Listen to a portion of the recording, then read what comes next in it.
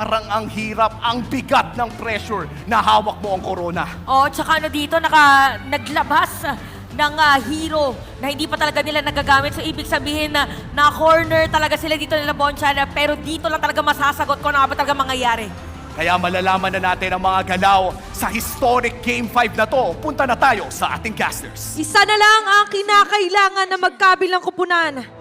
At isa lang ang mag-move forward. Malalaman natin yan sa pagsasara nitong game number 5. Pero pauli, pasok muna tayo sa ating Land of Dawn. Grabe, hindi ko matanggal sa sarili ko yung hype and excitement para sa labanan ng Ling at Lancelot. Ang takal natin di nakita to. Oo, kumbaga, na-throwback ako, Season 7.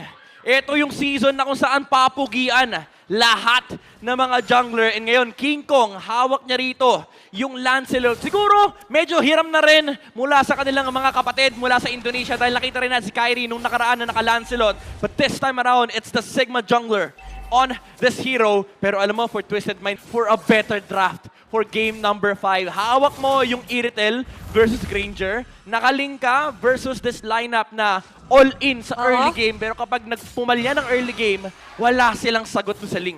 And imagine even the Tigreal na nabanggit nga nila Chantel, parang yung pag-pull off nito, ang ganda nung pwede maging sequence. Oo nga, yun yung nakakatakot dun. Again, isang magagandang implosion.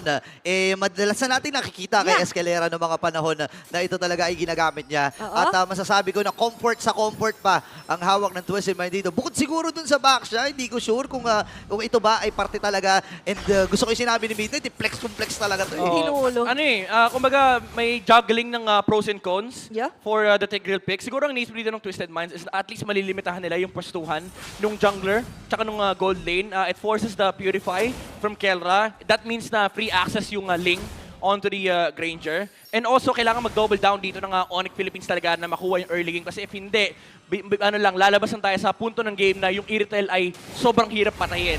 Kaya pag tinignan mo yung lineup dito ng Onyx Philippines, wala na nga sila sagot sa Ling, wala pa sagot sa Iritel. At ngayon, hahabol sila, James and Escalera, of the 3 members. Kuna talaga. Naku, tinamaan din ng stun. Brusco ay nakakuha ng kill. Habang Tempest of Blade na bitawan ng Aren. Tumama isa. Ay, grabe naman. Hinto. Nasakto at napatigil. Itong si MP the King, si Hajizi ay kailangan ding lumayo. At ang Onyx ngayon ay kukontrolin na at kukunin itong unang Lord ng laban. Sabi ni Turtle pa lang. Mainit ako eh. Wait lang. Even Onyx, sobrang init, di ba? Imagine, before the Turtle, dalawa muna kikitilin.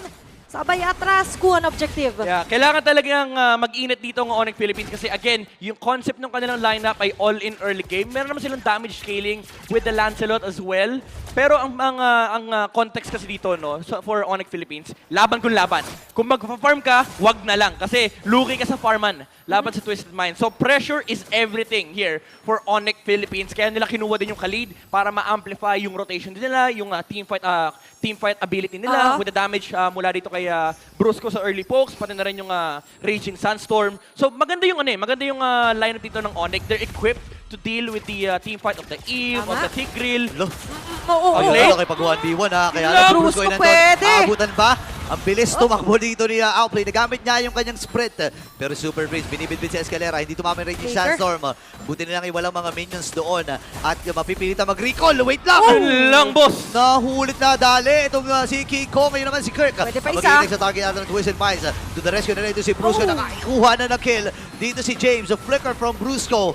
Si Super Prince buhay pa rin. Pero dun sa may bandang itaas, may nagaganap din na aksyon. Grabe, yung nasabihin na natin cross-map play dito para sa Twisted, hindi sila pumayag. Na ganuin lang sila, kahit exhaust yung flicker doon sa may top lane SK. Kumbaga, kahit paano dapat hanap sila ng trade. And for King Kong, dapat mag-ingat sila doon sa mga ganong klaseng trade, especially if siya yung mamamatay. Kasi winning condition dito ng Onyx Philippines sa tumaba yung Lancelot. And ano naman yung pwede natin makuha dito onto the stats for MPL Philippines all-time hero stats to ng Lancelot. Ngayong hawak to ni King Kong. Ano yan, binuwat ni Carl TC yan. Binuwat ni Carl TC tsaka ni Irad. Yung nga pala. yung mga Lancelot na birahan nga pala. Mga Lancelot main. May Nakakamiss. GC kami niyan. May bagong GC tayo na nakikita dito. Di pa Thursday pero nag-throwback at bumalik nga ang isang hero which is ang isang Lancelot. Pero going back, tama kayo doon sa formation na mas more on team fight, pick off ang target ng Onyx. At ganun yung ginagawa. So for Twisted, in-adjust sila, gumaganon na rin silang stilo. Tsaka naganda nito Napakaganda simula. Pero naipit ata si Tumangga. MP the King. Napilitan siya na gamitin yung kanyang Tempest of Blade. Pero ang tanong, makatakas ba siya? Hindi, sinagot na kagad ng Monster Mage. Lahat ng pwede niyang bagsakan doon sa Tempest of Blaze, nilatagan ng ilaw ni Super Prince. Sobrang greedy ng choice ni MP the King na mag-contest pa ng Turtle knowing na Top lane na. nandoon yung Onyx Philippines. And so far, ganun yung behavior na pinapakita ng Onyx no. Willing silang mag 5-man, 4-man sa objectives na tinitake nila. Yeah. They could have just taken the Granger kill sa may top lane or even if hindi nila mapatay si Kelra, at least force the Purify. And ito na nga yung susunod na plano nila kasi walang energy si MP the King Wait lang, okay, si Kelra ngayon, kailangan matras. Gamit yung kanyang Purify. Pilit na to. Outplayed. Super Prince na medyo pilit nga talaga. Nakakuha si Kirk ng kill. Even yung Revitalize ay nagamit na the Force dito ni James. Ngayon, isasalubungin na siya ng pamilya. Sabi niya, huwag kayong gaganyan-ganyan sa pamilyang to. Abang si King Kong, tumabaho rin sa gitna. The family that sticks together talaga is stronger together ngayon for Onyx Philippines. Tingin down, James.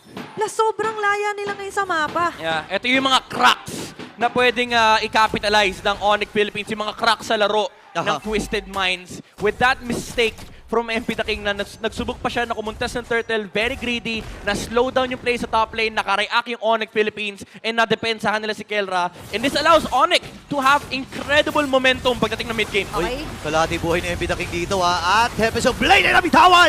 Pero nakakuha na si GC ng kill. King MP Kong? the King nag-aantay ng pagkakataon kung kailan siya bababa. Si King Kong ay nababawasan din. Pero matibay talaga ang pamilya at masusurvive nila yung ginawang 5v5 team fight dito ng Twisted. Yeah, and even the foundation, no, ang dami nilang na-exhaust na battle spells here for Twisted Minds. At isang initiation talaga yun. Muntik pa maabutan. Ganda parang attempt ni Brusco, ginamit kagad yung first kill. Just in case, nandun pa, at least saves up some walking time. Pero nanakawa ng purple buff si Ling. And as we all know, as the entire nation knows, kapag walang purple ng Ling, ay wala siyang silbi. So, for MP the King, need niya muna mag-recovery, kailangan niya ng farm. Pero again, it falls to the momentum of Onyx Philippines. Ito yung timing talaga. Ito yung power spike ng lineup nila. Lalo ngayon, kompleto na yung Sky Piercer.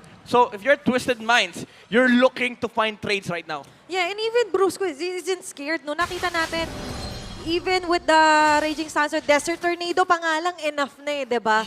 Yung ganong klase mga pagsilip, masakit pa. Nako, speaking of masakit, tatlong pagong ay makukuha dito ng Onyx Philippines. At napakahirap nito. Kung maalala natin, regular season, lahat ng games na ipinanalo nila ay talagang snowball sila pagdating sa early. Oo, kumbaga kung may record lang tayo ng win rate ng Onyx Grabe Philippines rin, no? kapag nakukuha nila yung tatlong pagong, napakataas niyan. Sobra. Tingin sila nga ata tumalo sa kanila niyan. At nagre-reflect din yan sa ating gold leaners here by BPI. And with the gold, enough na rin yung pambili nila in terms of damage dito na nakita talaga natin na nagre-reflect, nanunuot sa mga members ng Twisted.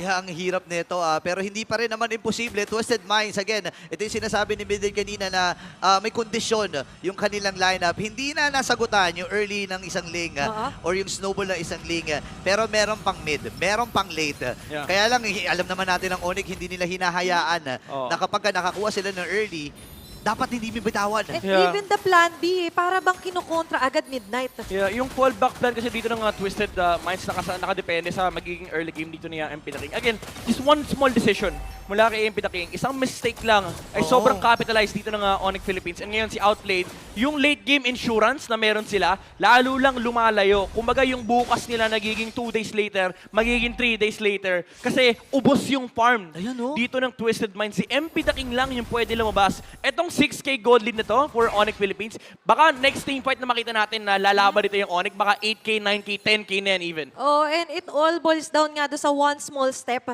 na ginawang one giant leap naman ng Onyx Philippines. By taking down MP the King that early, sobrang na-deny na nga nila sa jungle, na-deny pa nila dito sa control sa mapa yung Twisted.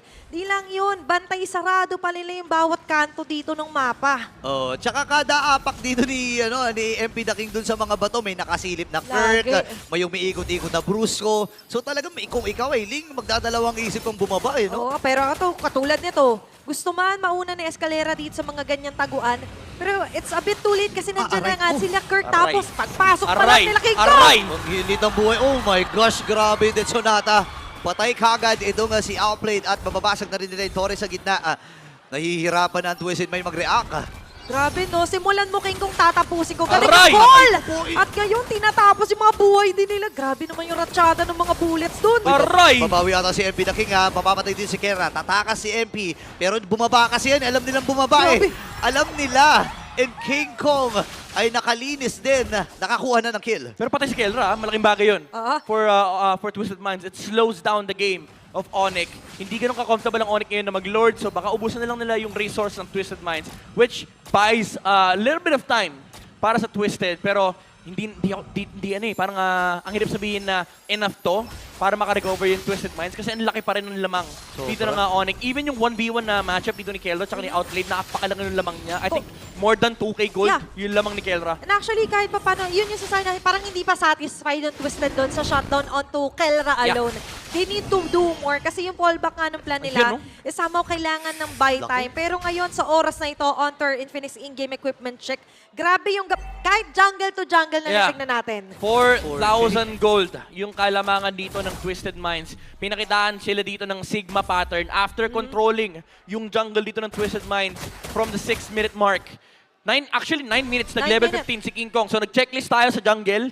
Ngayon yung mid-game spike ng Onyx Philippines, yung gusto nilang i-check next team fight. And 11 minutes into the game, nabuo na rin yung Ayan, Blade yung of gold Despair niya. Ayan, At no? ngayon, Aray! grabe yung agod ng mga Thorn Throws niya. Oops! Even si James natutulaw kagad, napilitan, nagamitan yung kanyang Relayon Torres sa gitna. Yes, sir. Pero may next wave pa ng minions.